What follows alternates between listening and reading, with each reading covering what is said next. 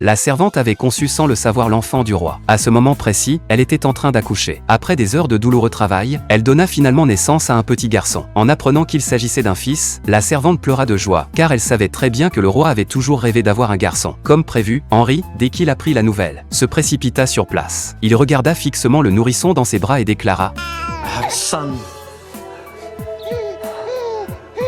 La servante à ses côtés était tout aussi ravie, car avec un fils pour rehausser son statut, elle n'avait plus à s'inquiéter pour son avenir. À l'opposé, le cœur de la reine était rempli d'amertume. Catherine, qui n'avait jamais donné naissance à un héritier, se rendit pieds nus à la chapelle, priant Dieu avec ferveur de lui accorder un fils. Pendant ce temps, le roi organisa un somptueux banquet d'anniversaire pour son fils illégitime, un affront flagrant à la reine. Mais que pouvait faire Catherine? Par respect pour la dignité de son mari, elle ravala toutes ses rancœurs. Henri, cependant, ne se souciait guère de ses sentiments. À peine Catherine s'était-elle retournée pour partir, qu'il leva sa coupe en signe de célébration. Peut-être que ne pas donner naissance à un héritier était le plus grand péché originel pour une reine. En revanche, la servante qui avait donné naissance à un fils devint célèbre grâce à sa progéniture, et devint si arrogante qu'elle ne reconnaissait plus la reine. Ses révérences perdirent toute humilité, remplacées par l'expression suffisante d'une petite gagnante. La seule consolation était la fille de la reine, une source d'immense réconfort et de force pour Catherine. Pour concevoir un fil, Catherine dut renoncer à sa dignité pour obtenir les faveurs de son mari. Mais Henri affichait une impatience totale, car il était depuis longtemps lassé de sa femme vieillissante et fanée. Rejetée, Catherine refusa de céder.